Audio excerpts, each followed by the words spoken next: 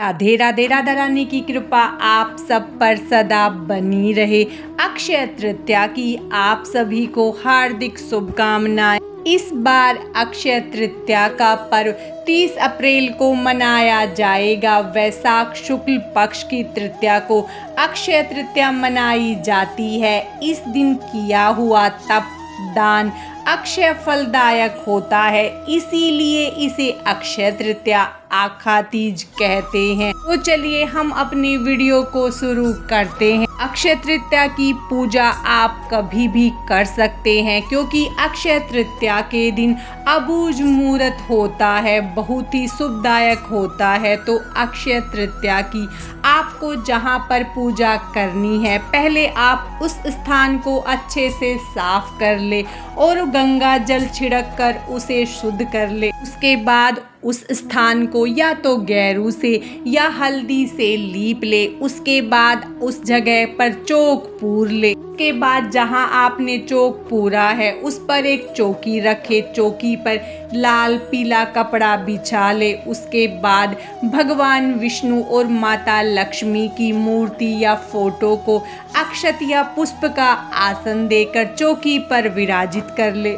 आपने मिट्टी का छोटा या बड़ा जो भी घड़ा लिया है, पहले उसके कंठ पर कलावा बांधे और उस पर हल्दी या चंदन से स्वास्तिक बना ले। जो मिट्टी का घड़ा लिया है उसे शुद्ध जल से भरेंगे और उसके अंदर चने की दाल डाल देंगे। हमने दान के लिए जो अनाज लिया है उसे थोड़ा सा चौकी पर डालेंगे और उसके बाद कोई भी पात्र लेंगे, उसमें थोड़ा सा अनाज रखे और घड़े को उस पर रखे ताकि हमारा घड़ा स्थिर रहे, हिले डुले ना। उसके बाद कोई भी ऋतु फल लेकर उसे मटके पर रखे। उसके बाद हमने दान के लिए जो भी अनाज लिया है उसे मटके के पास रखे। आपको जो भी मीठा चीनी या गुड़ दान करना है उसे घड़े के पास रखे। घड़े के अंदर हम कोई भी मीठी चीज नहीं डालेंगे जो हमने ली है,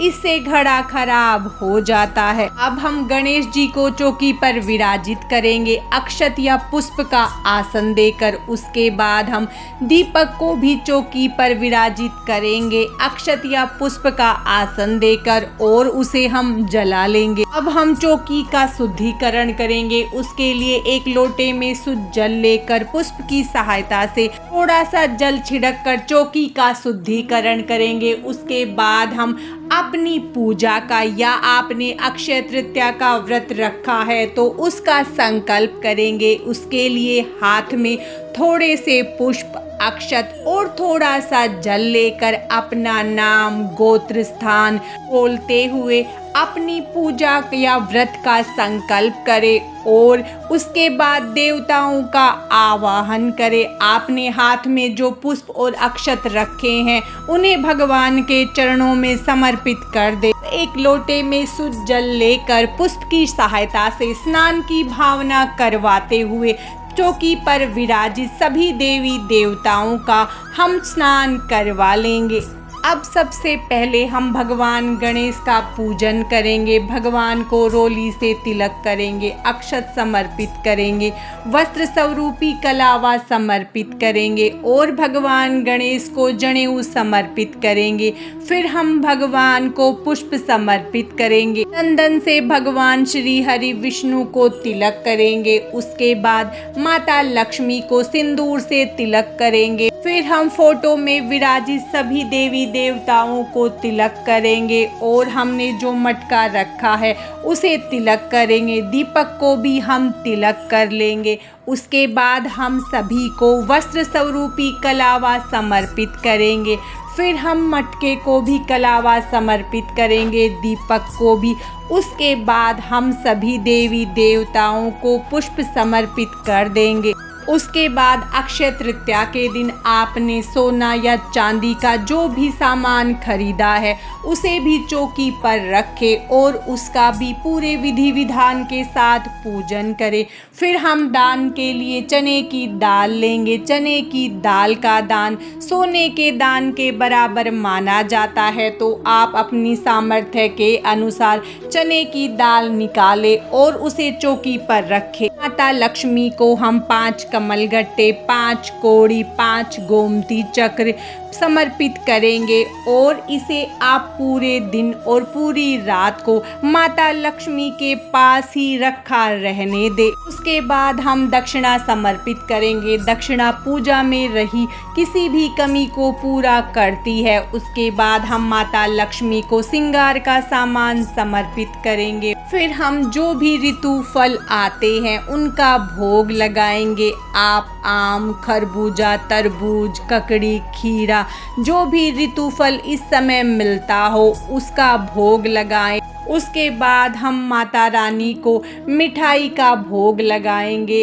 आप इस दिन खीर का भोग अवश्य लगाएं। माता लक्ष्मी को खीर का भोग लगाना बहुत ही ज़्यादा शुभ माना जाता है। अब हम सभी को धूप दिखा देंगे। एक लोटा शुद्ध जल ले और हाथ में थोड़े से चने की दाल लेकर अक्षय तृतीया की कथा पढ़ें या सुने। कथा पढ़ने के बाद आप हाथ के चने की दाल को लोटे में समर्पित कर दे। उसके बाद हम आरती करेंगे। आप या तो जो आपने चौकी पर दीपक जलाया है उससे आरती करें या अलग से दीपक लेकर या कपूर से आरती कर ले। अब हम कपूर से आरती करेंगे। पहले भगवान गणेश की, फिर माता लक्ष्मी की और भगवान विष्णु की पूरे श्रद्धा भाव के साथ आरती करेंगे। उसके बाद हाथ जोड़कर पूजा में हुई गलतियों के लिए क्षमा याचना करेंगे और माता से